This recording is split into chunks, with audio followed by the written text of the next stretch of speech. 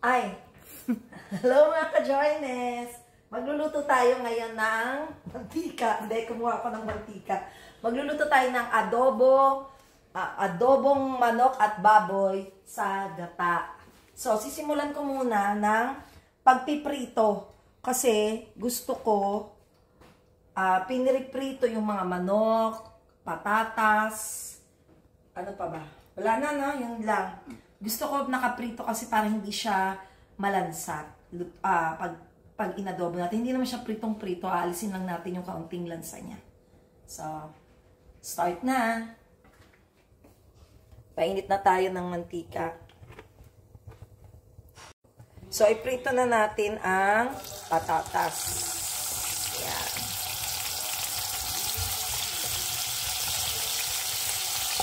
Aray ko po, umarsik.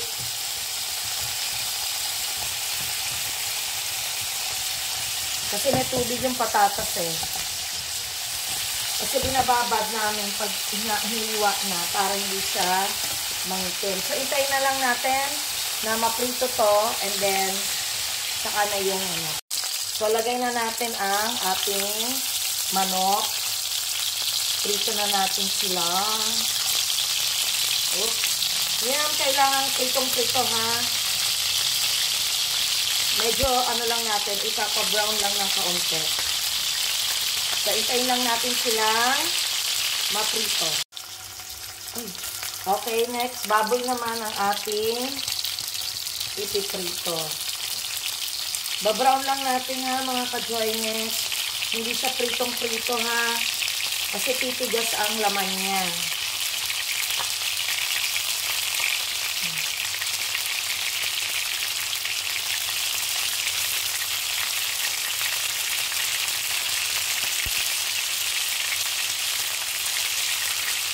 Dagdag pa tayo.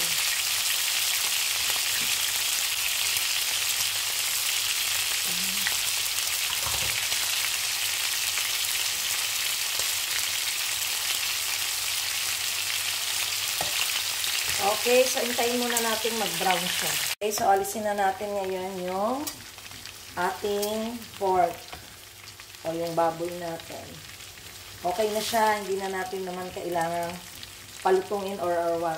Bina-brown ko lang ng kaunti para mas malasa siya mamaya. Okay, now lagay na natin ang ating bawang. So,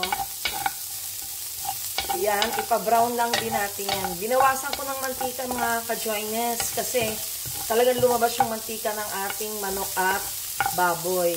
So, intayin lang natin siyang mag-brown. Okay, then, ayan ang ating bawang.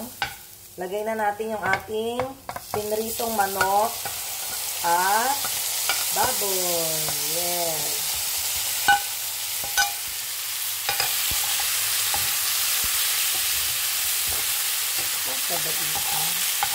Dapat dito ilagay na. Ilipat natin sa mga.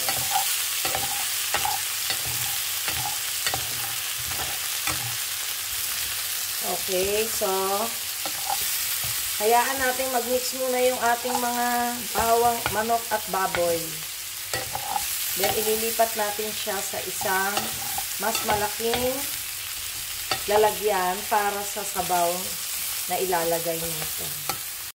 Lagyan na natin ng toyo.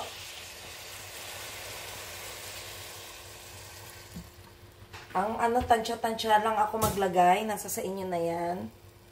Teka. Sabi naman nila,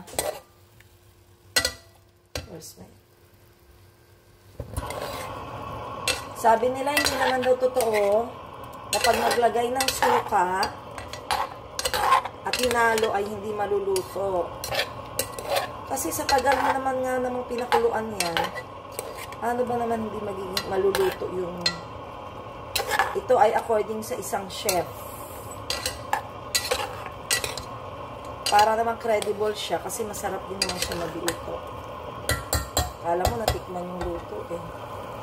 Okay, so lagyan na natin ng suka.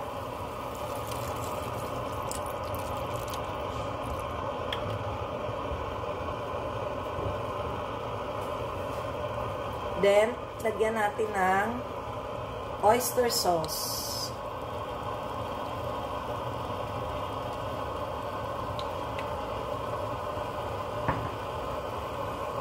Saka natin lagyan ng tubig. Teka, haluin muna natin.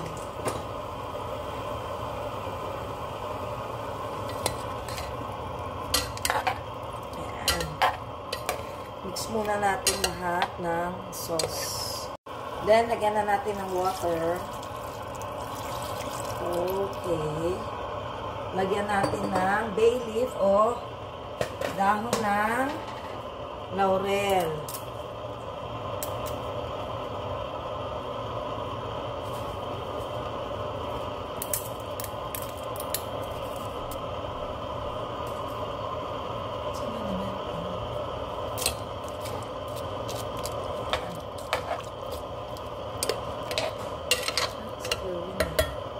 Then, lagyan na natin ng paminta.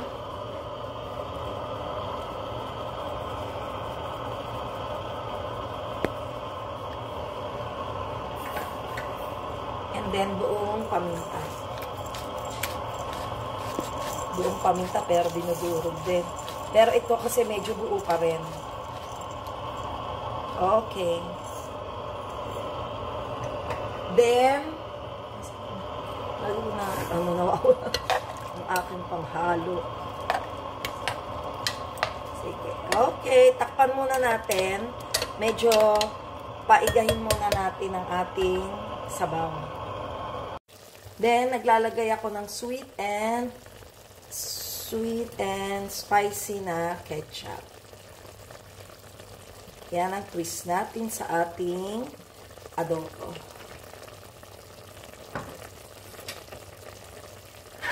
So, hintayin lang natin yung mag-blend. Mahalo.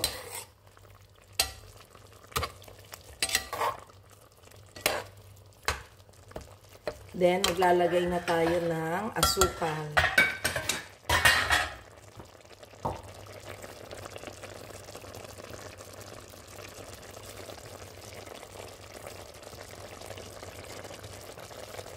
Okay, tansya-tansyahan lang.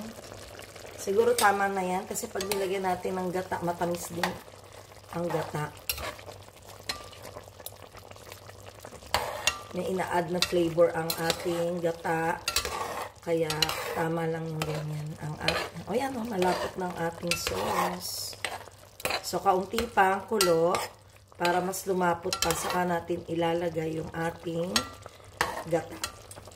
Okay, nilagay ko na yung patatas. Then, maglalagay tayo ng gata.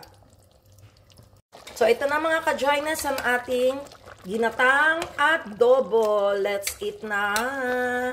Ang sarap!